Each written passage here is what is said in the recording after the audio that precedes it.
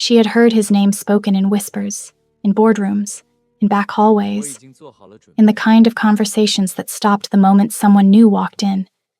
Seo Hyun-woo, the architect, the man who built empires in the dark and ran boardrooms in the light, the man whose name alone could empty a room or fill one with dread, depending on who was doing the listening.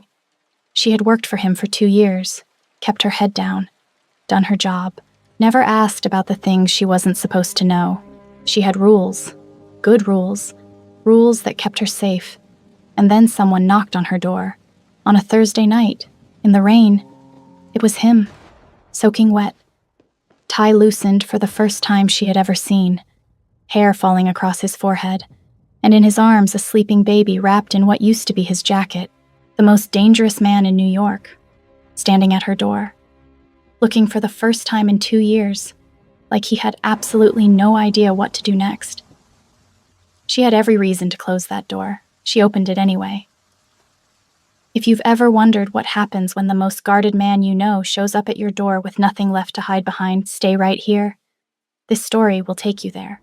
Drop your location and your local time in the comments. I want to know where in the world you're watching this. And if you haven't subscribed yet, now is the time. You don't want to miss what comes next. The rain had been falling since Tuesday.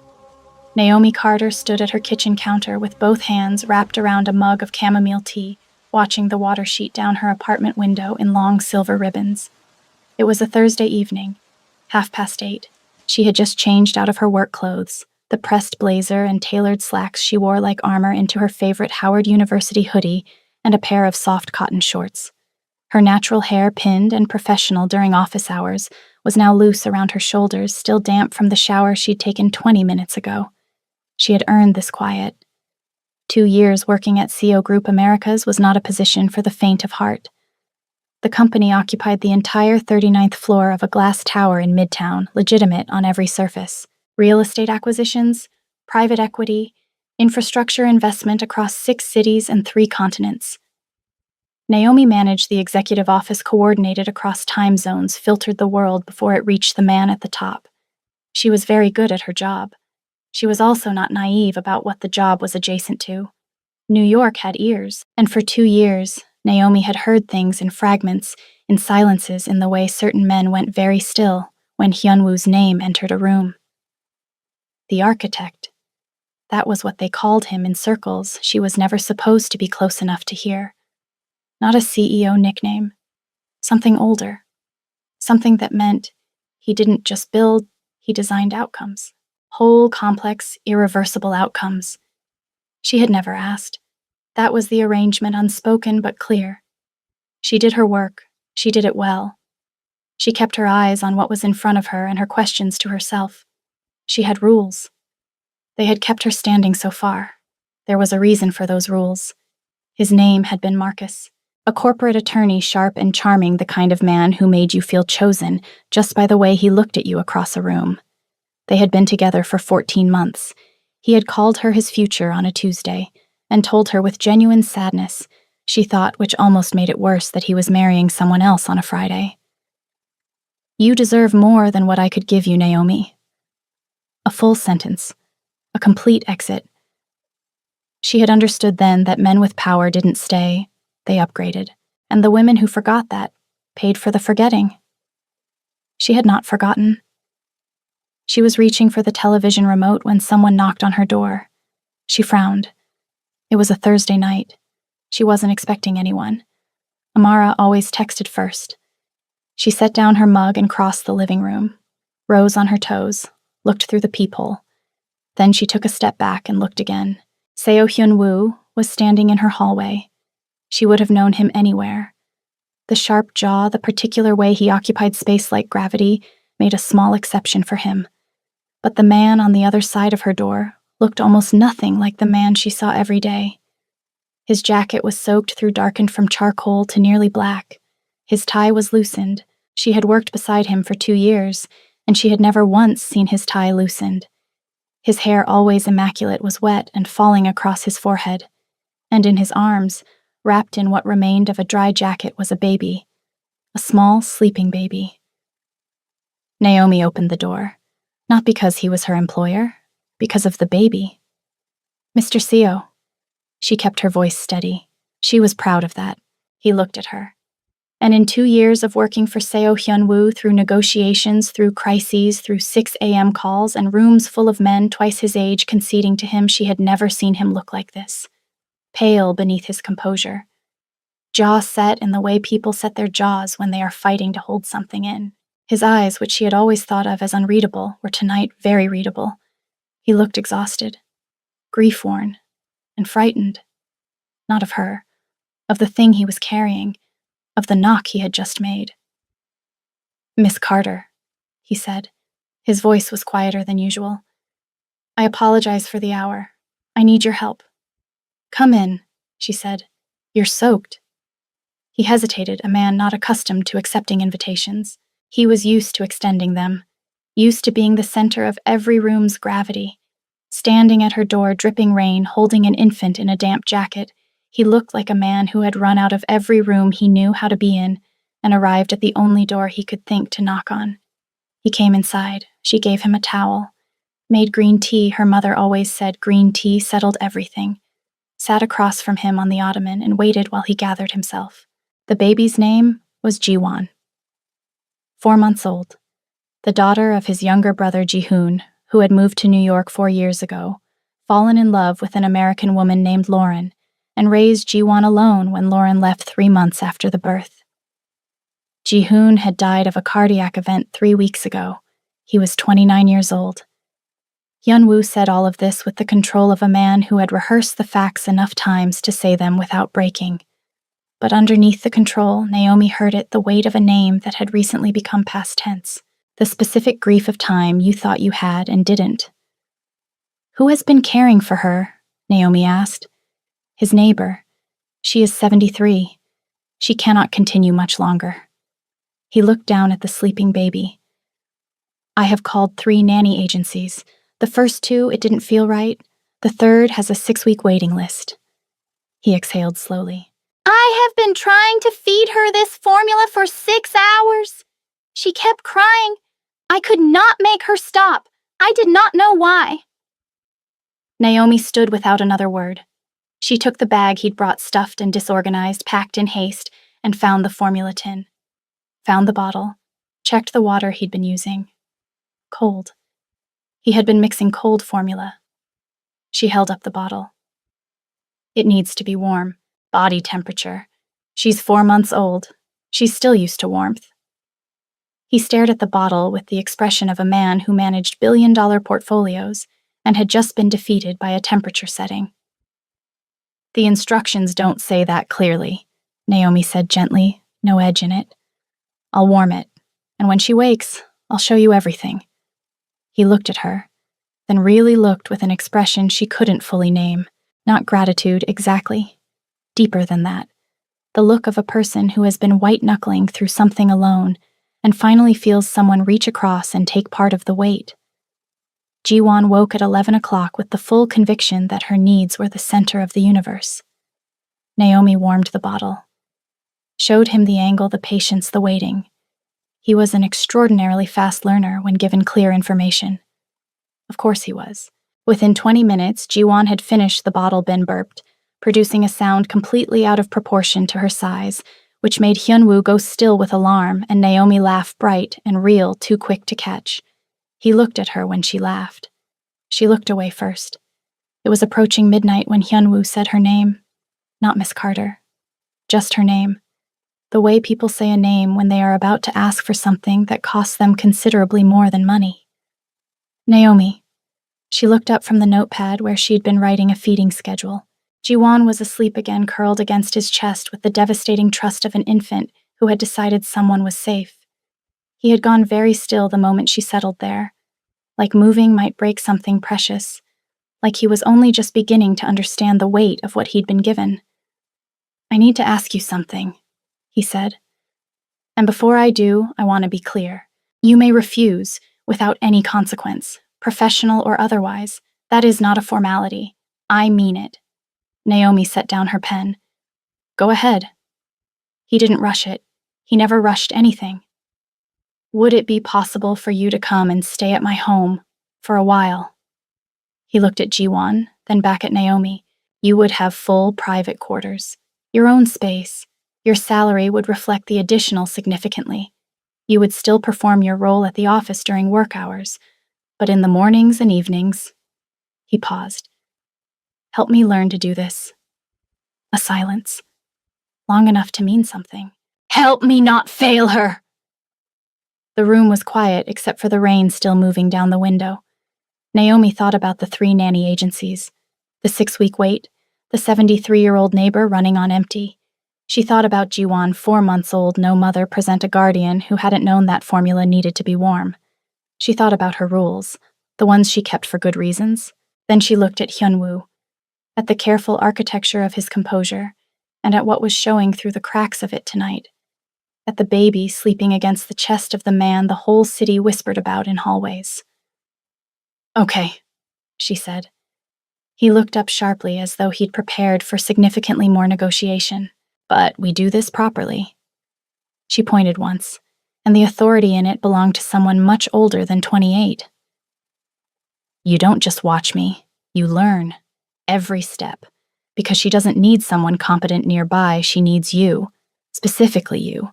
That's the only version of this that works. He held her gaze. I understand. Good. She stood and started making a list. His apartment was on the 53rd floor of a building in Tribeca. The first morning, Naomi stood at the floor-to-ceiling windows, with Jiwon on her hip, and looked out at the Hudson River as it turned silver in the early light. She thought so. This is what the world looks like from up here. The apartment was enormous, precisely beautiful. Every object chosen with the confidence of someone who knew exactly what aesthetics required. The furniture, the art, the deliberate negative space between things. It looked like a man who understood how a home should appear, had built a very convincing argument that someone lived here. It didn't feel like a home. It felt like a controlled environment. Jiwon grabbed Naomi's thumb and held on. I know, Naomi told her softly. We'll warm it up. She settled Jiwon on the playmat and went to make coffee. That was when she noticed them. 3 men in the hallway outside the front door. Still as furniture, dark suits, earpieces. They didn't look directly at her when she glanced through the entryway glass, which was itself a kind of looking she recognized immediately. Trained, deliberate, professionally invisible. These were not corporate security. Naomi stood in the kitchen and processed this the way she processed most things she wasn't supposed to visibly react to. She had understood in the abstract what working adjacent to Hyunwoo meant. She had kept that understanding carefully filed for 2 years, professional, compartmentalized at a clean arm's length. But standing in his kitchen at 7 in the morning with 3 silent men outside the door and a 4-month-old on the playmat behind her, she understood something new. Something the abstract version had never required her to face. She had not stepped temporarily into the edges of his world. She was in it, and there was no such thing as a while from the inside. She poured the coffee, said nothing. She had made a promise even if Jiwon couldn't understand that yet, and Naomi Carter did not break promises to people who couldn't speak for themselves. He was the strangest student she had ever taught anything to.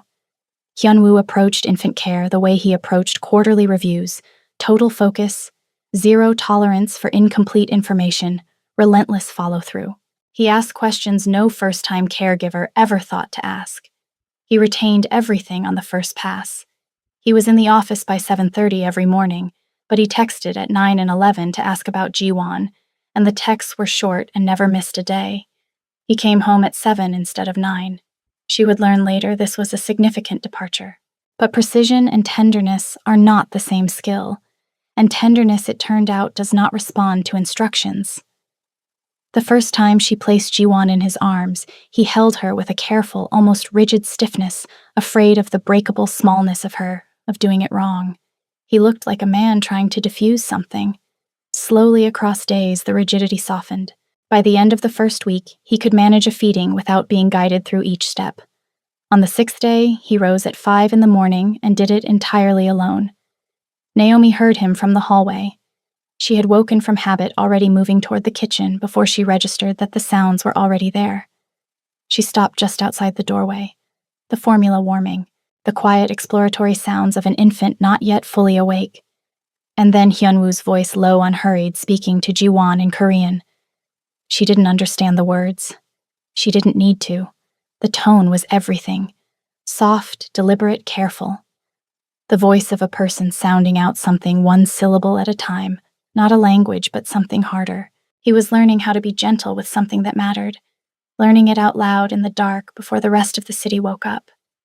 Naomi stood in the hallway a moment longer than she should have. Then she went back to her room, sat on the edge of the bed, and pressed both hands flat against her face. Do not, she told herself. Firmly, clearly. The problem was that she had already heard him. And some things once heard cannot be unfiled. Nobody named what was happening. That was the arrangement, unspoken, mutual, fragile, in the specific way that unnamed things are fragile. If they named it, they would have to examine it. And if they examined it, something might shift in a direction neither of them had agreed to move. So they didn't name it. They just lived inside it.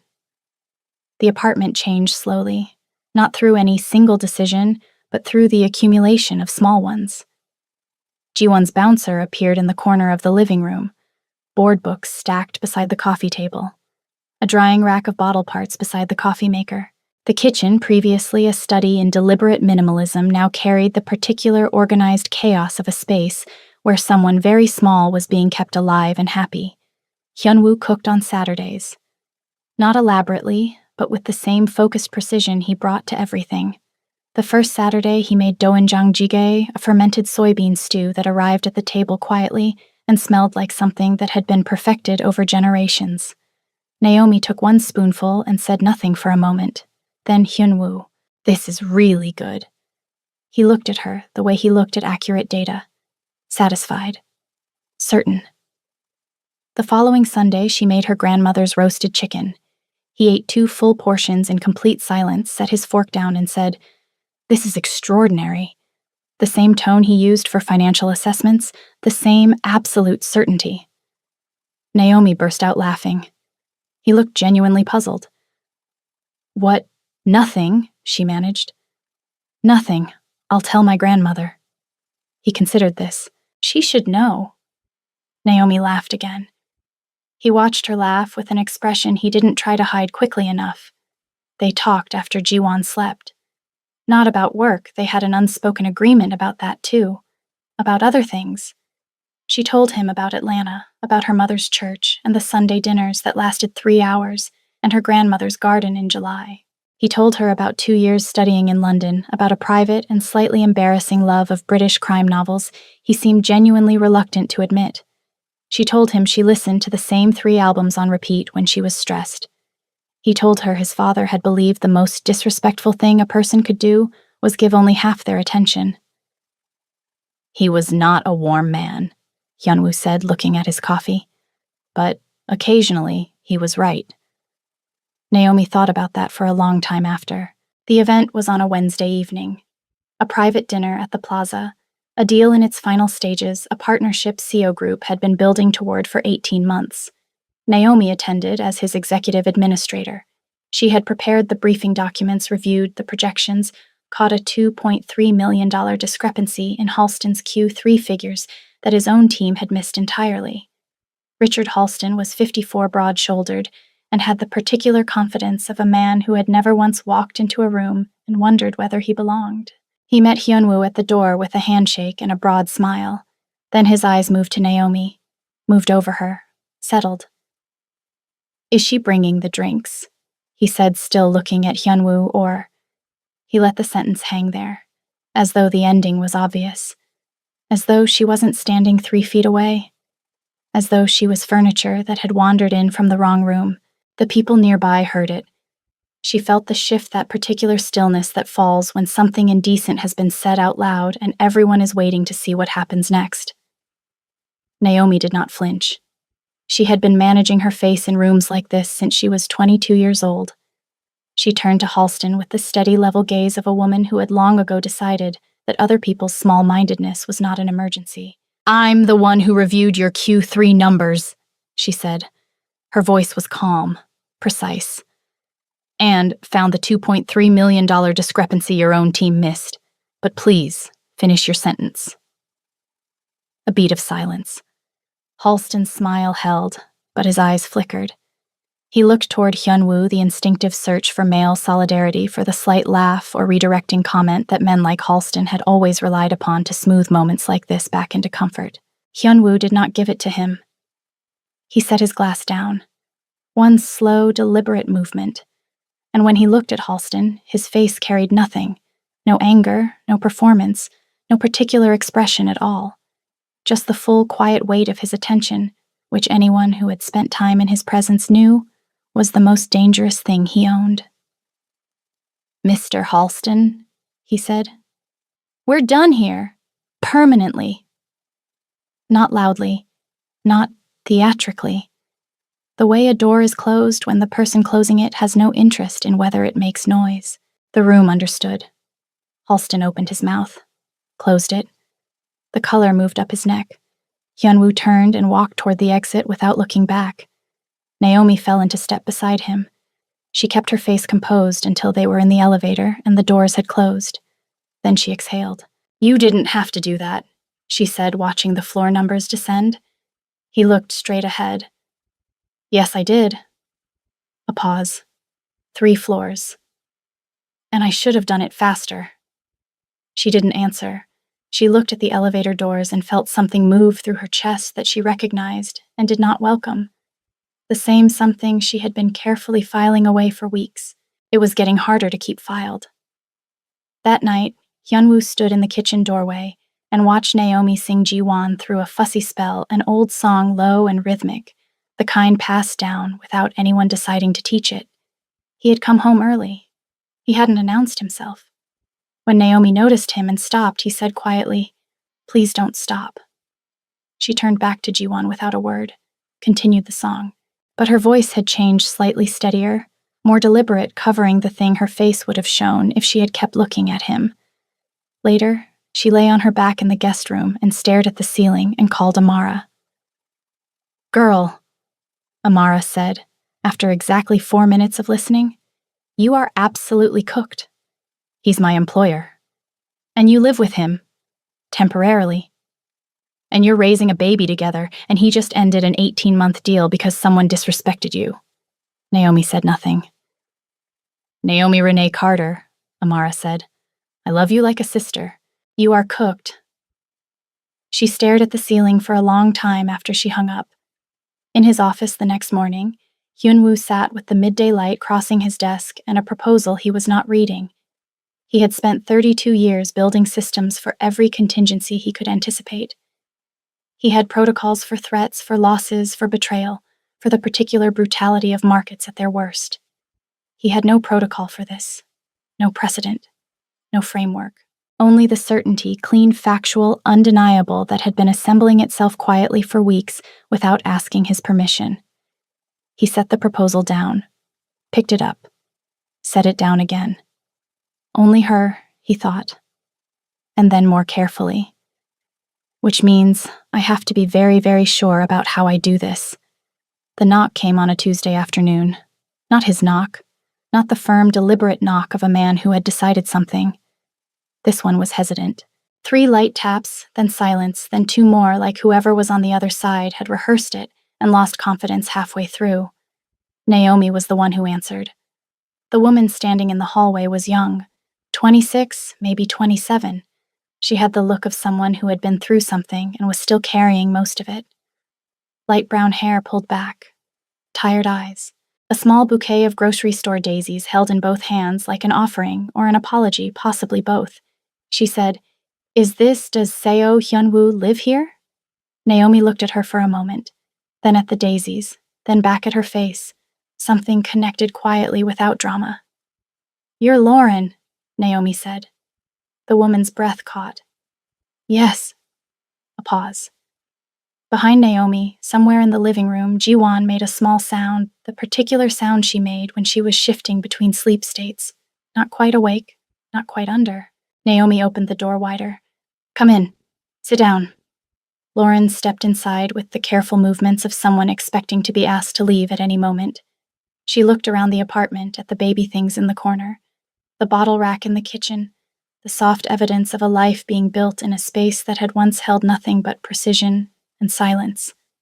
Something moved through her face. Grief, maybe. Or the specific pain of seeing what continues without you. Hyunwoo came in from the study when he heard Naomi's voice carry a name he hadn't heard in months.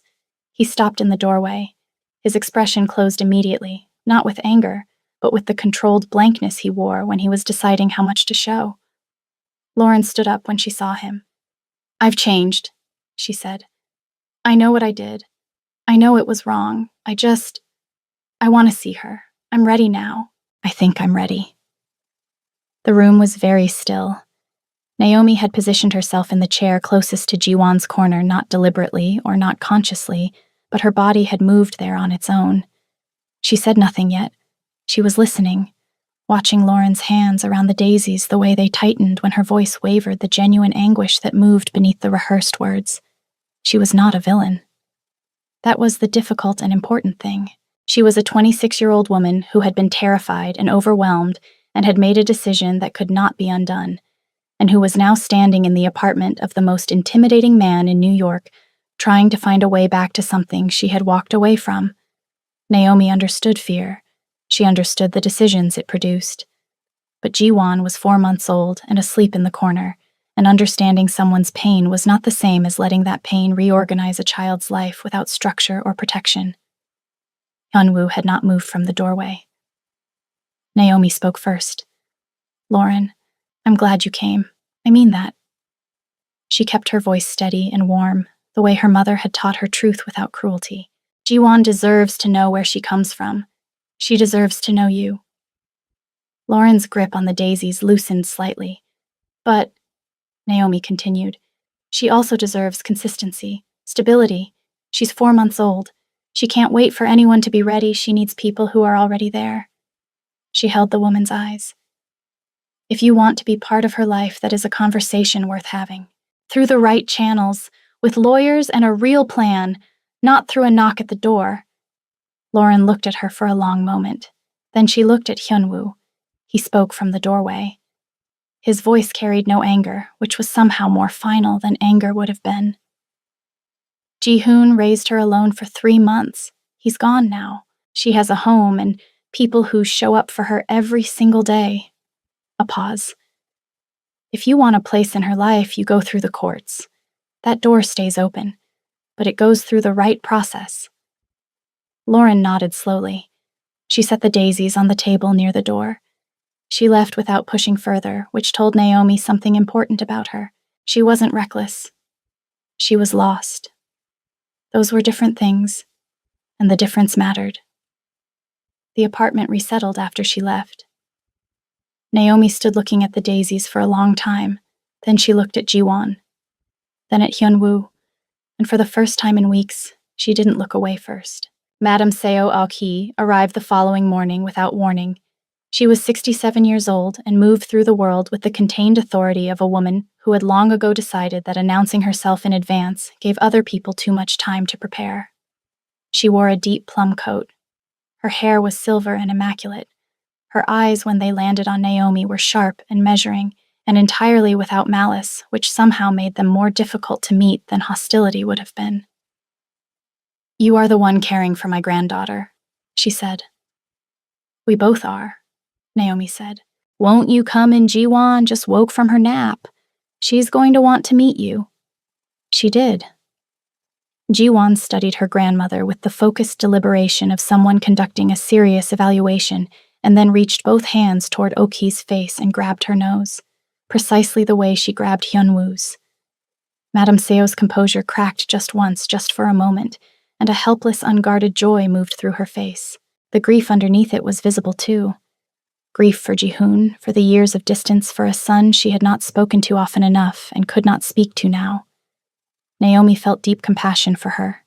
It cost nothing to feel it. She spent the day. She held Jiwon and spoke to her in Korean, and Sarah could see the love was real and the loss was real, and neither canceled the other out. In the afternoon, Hyunwoo made tea and the 3 of them sat together. Madame Seo made her case with the precision of a woman who had chosen every word on the 12-hour flight over.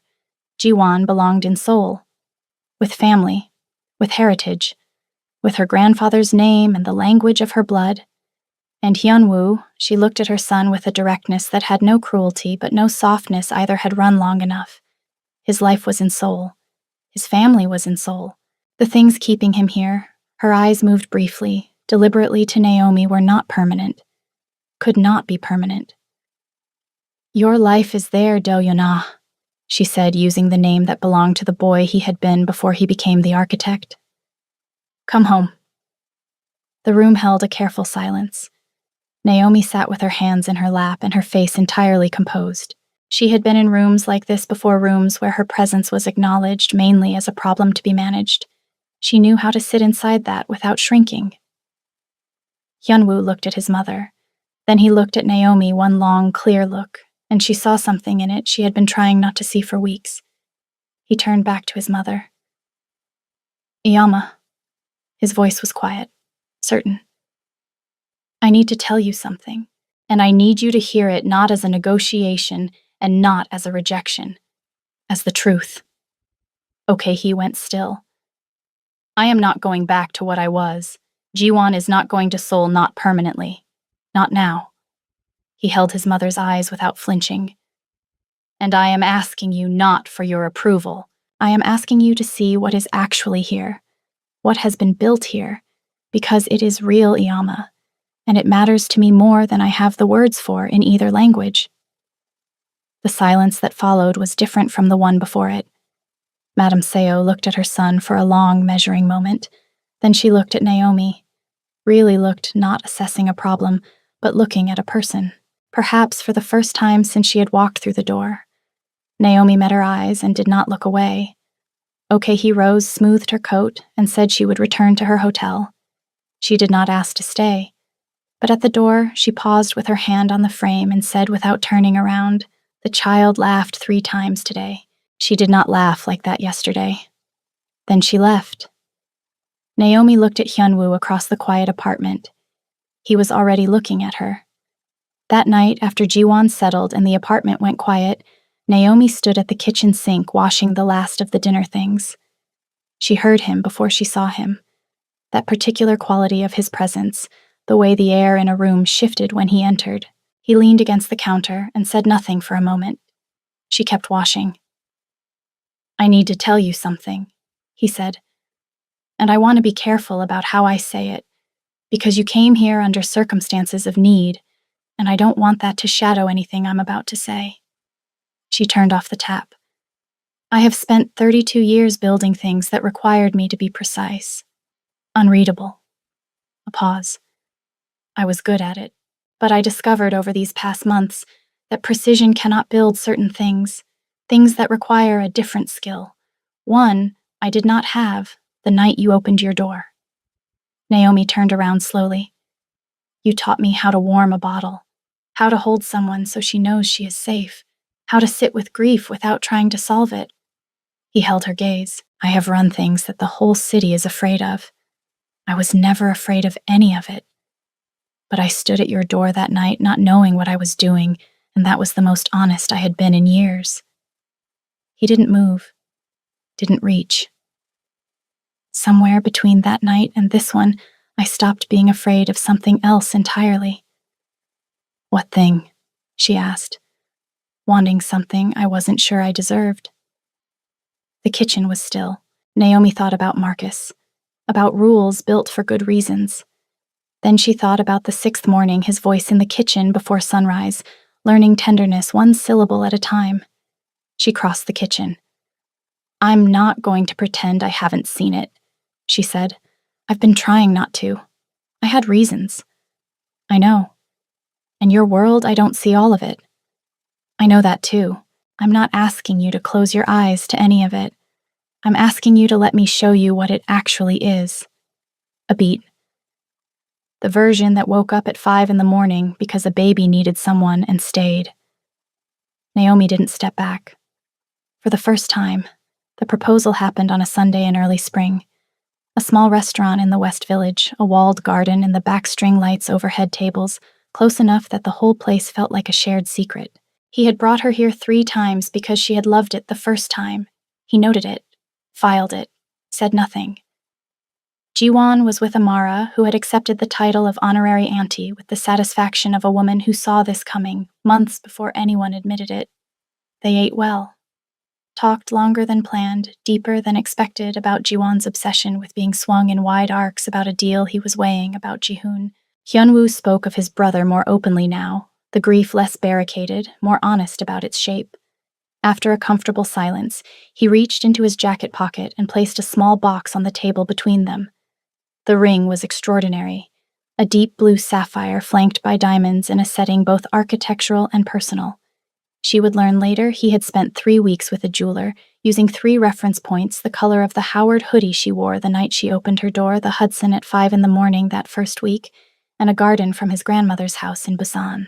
He had filed all 3, built something from them. Seo Hyunwoo, she said. Naomi Carter, he said. You're serious. I am always serious. You know this. I have been in love with you longer than we have been together, he said.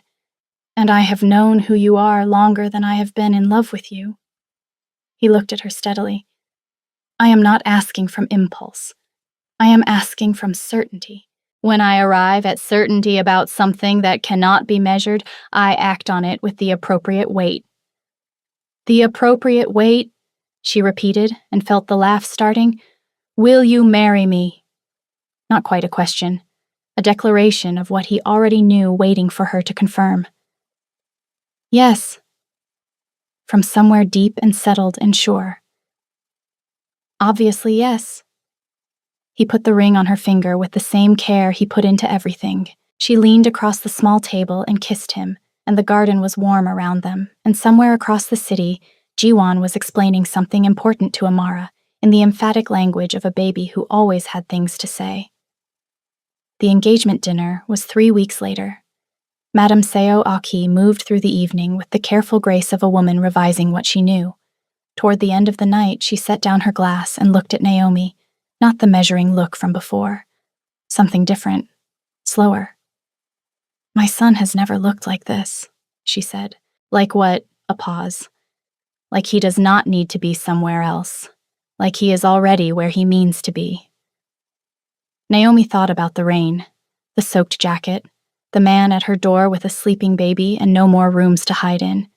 She thought about Jiwon, nearly 6 months old now, pulling herself towards standing with a determination that was unmistakably familial. About all the ways a life changes shape without asking permission and becomes somehow more itself. He is, she said. We both are. Okay, he looked at her for a long moment, something releasing in her face, not surrender, but the quiet revision of a woman letting go of what she thought she needed to protect. Then she lifted her glass. Naomi lifted hers. They drank. Hyunwoo came back from checking on Jiwon and looked across the room at his mother and Naomi sitting with raised glasses. Something in his chest, that careful closed architecture he had maintained his entire life, opened in a way he knew would not fully close again. He sat beside Naomi. She passed him his wine without looking. She already knew he was there. His mother watched this and said nothing. The nothing was warm. Outside, New York moved on in the way of large cities, wide and rushing, and indifferent the way the best things are present without promising anything. But inside that room, a man who spent his life being unreadable had learned to be read. A woman who kept her doors closed had learned that sometimes opening one at midnight is the bravest thing you will ever do. Some doors don't lead out. They lead home. And that's where we leave them. A man who built his entire life around being untouchable, undone by a 4-month-old baby, and the woman who answered the door. A woman who kept her rules close and her heart closer, who opened that door anyway because some things matter more than being safe. This story is about more than love. It's about what happens when the most guarded version of yourself finally runs out of road. When you've managed empires and portfolios and every room you've ever walked into, and then life hands you something you cannot negotiate with, cannot delegate, cannot control. A crying baby, cold formula, and the only door that felt right to knock on. Power doesn't teach you tenderness. People do. And sometimes the person who teaches you the most important thing you'll ever learn is the one standing in front of you in a Howard University hoodie at 10 o'clock on a rainy Thursday night, asking no questions, just warming the bottle. Now I want to hear from you. If you were Naomi, would you have opened that door? Would you have stayed? And what about Hyunwoo? Did he earn it? Or did it come too easy? Tell me in the comments. I read every single one. Drop your location and your local time down below. I love knowing where in the world this story is landing tonight. If this moved something in you, hit the like button. It helps more than you know. And if you're not subscribed yet, what are you waiting for? The next story is already coming. Don't miss it. And that's where their story takes distance, but the love in the shadow is never truly over. If this story made your heart race, hit the like button and subscribe to Korean Mafia Heart, where every love story is dangerous, passionate, and impossible to forget. Ring the notification bell so you never miss a new episode. Now, tell me in the comment, are you team him or team her? Who do you think she will choose in the end? Stay with me. On Korean Mafia Heart, love is the most dangerous game of all.